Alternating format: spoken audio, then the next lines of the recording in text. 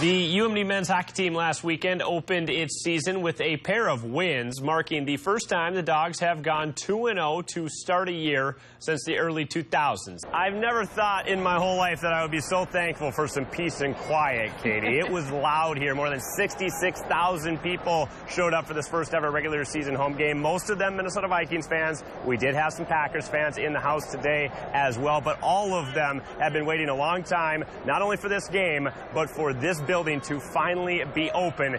Well, it is a big city here in Chicago and certainly a big venue, the United Center, but it does not seem that this is going to be too big a stage for the UMD men's hockey team. All right, now to college hockey. The UMD men this week relinquished their month-long hold on the nation's top spot, but fell to only number 2 in the USCHO poll. You spoke to these kids earlier this week. They said, well, they've gotten kind of over the fact that they're not going to be in the state playoffs. They will play the number 1 team in the state, Prairie Farm, later this regular season. So October 7th, certainly a date that's been circled on the Evergreens calendar. They are enjoying their Frozen Four experience. Head coach Scott Sandlin remarked today he's never really figured this team out this season, but he's been reassured by his wife. Don't worry, they're doing just fine, she said. Meanwhile, the path to UMD hasn't been very rough at all for Hermantown's Jordan Thomas. She's played in 5 high school state tournaments, 3 in softball, 2 in volleyball. Now, she won't play volleyball for the Dogs. Instead, her 2 sports will be softball and basketball. Alec Bachner reports.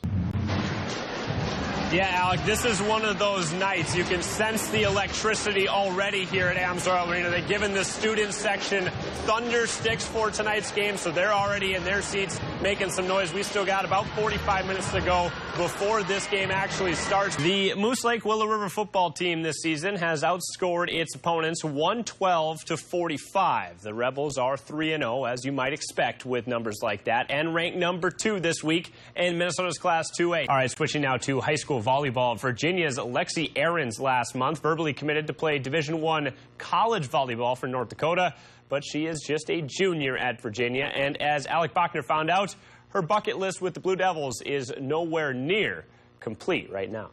So with that win, UMD becomes the first team to win both games of a regional tournament in overtime since Minnesota did it in 2005. It also punches UMD's ticket to the NCAA Frozen Four in Chicago 2 weeks from now, their first time there since winning it all back in 2011. And finally now, some college hoops. Shaq Coleman was always fun to watch, and certainly if you got the chance to talk to him, that fun extended well beyond basketball. But his path from Duluth East now to UW Superior has been somewhat unique, just like him.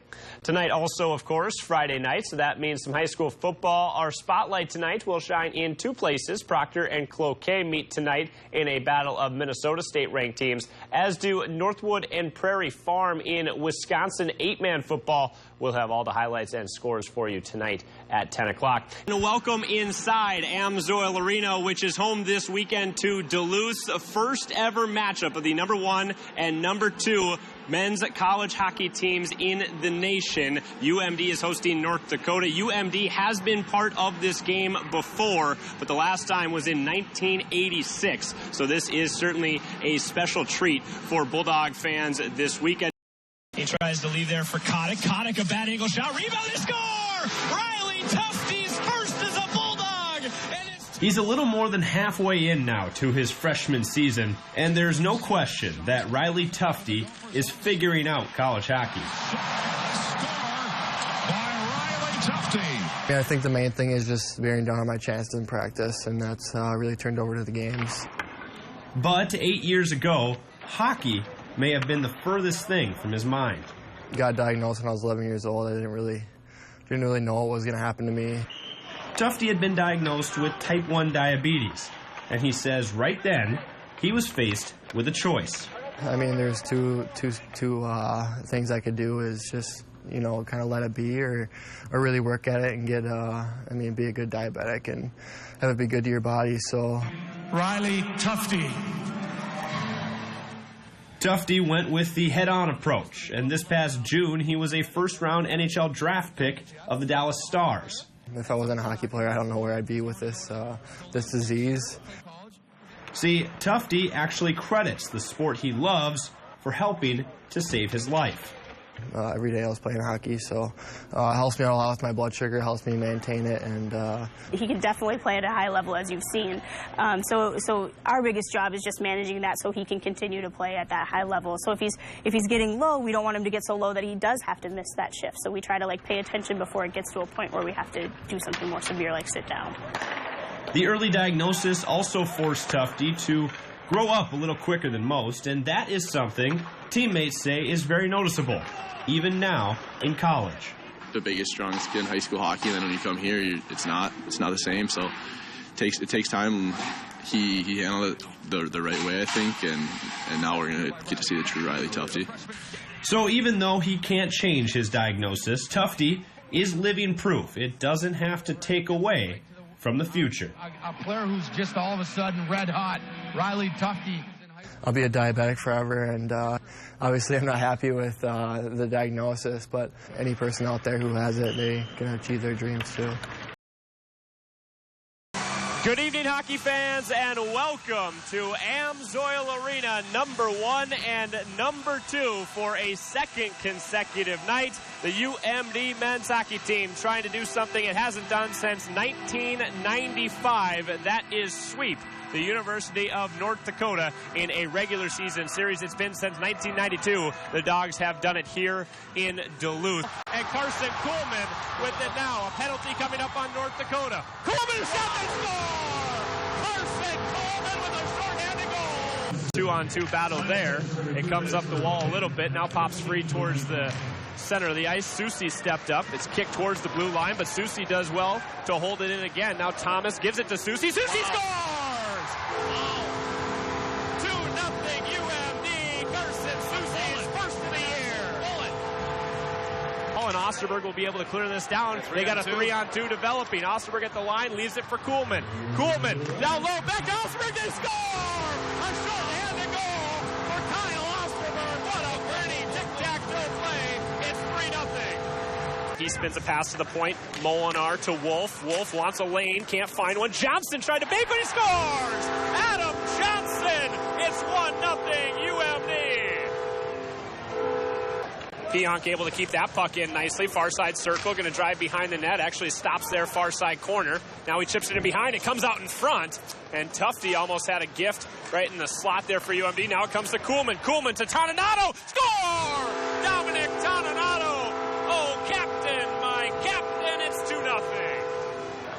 Tufte with it. Through the neutral zone with some speed. Gains the blue line. Still controls. Now gives to Peterson. He scores! Avery Peterson! UMD with a power play goal, and it's 4-3 UMD.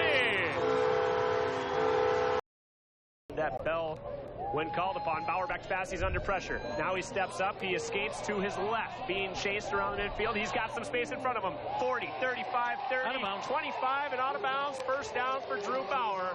What a play for the UMD senior. Welcome back to Molosky Stadium. Drew Bauer going deep for DJ Hebert, and Hebert's got it at the Augie 10-yard line. Big play just back from break to start the fourth quarter for the Bulldogs. Walker the deep back, Folkert the up back. They're going to turn, hand it to Walker. Walker bounces to the outside, touchdown. And Walker is in the end zone. That's a touchdown. That one will count. It's 31-26. UMD is right back in it.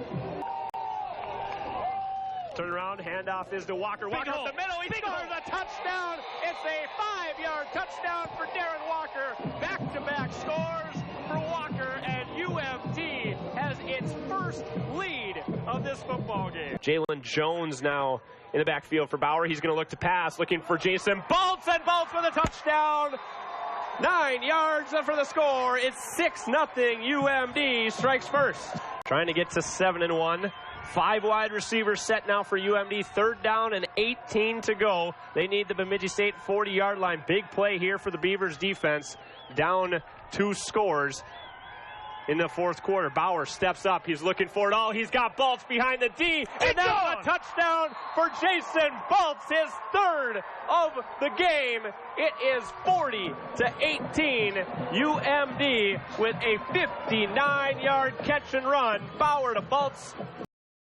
The Moose Lake area girls hockey team started the year unbeaten in 12 of its first 13 games, but since then the Rebels have won just 2 of 5. Tonight's Moose Lake trying to get back on track, taking on Duluth Marshall. In the first period, Jessica Bird, a nifty dipsy-do here off her own skate, gets a shot, but Carissa Mudrak makes the save. Then on the other end, quick wrister for Emily Lemker. Maddie Gamst makes the save. The goalies were the stars while I was there. Gamst made 18 saves in the shutout as Moose Lake wins 3-0. On the boys' side, an LSC and a Section 7 2A battle tonight for CEC in Denfeld. Second period, puck to Trevor Inman, but Ben Lafont slides left to right. He makes the save. He had 48 of those tonight. But later in the period, Gavin Rasmussen forces the takeaway. His shot stopped. Dylan Johnson follows for the rebound goal. That's his second. CEC wins it 5-1 was the final. The UMD men's hockey team has suffered back-to-back losses just once this season, but head coach Scott Sandelin is still preaching to his guys the idea of consistency. UMD has started the new year just 1-2-1 with the lone win coming in overtime this past Saturday night. This weekend, it's a road date with Sandelin's alma mater, North Dakota. He says this series isn't one you can win without the proper preparation. Can't turn it on and off like a switch, light switch. You got to be prepared by practicing hard every day. And when you compete against your teammates, you make it hard for them. Friday's series opener will air on the CBS Sports Network. Saturday's finale will be back in its usual spot on the My9 Sports Network. Coverage on Saturday will start at 7 o'clock.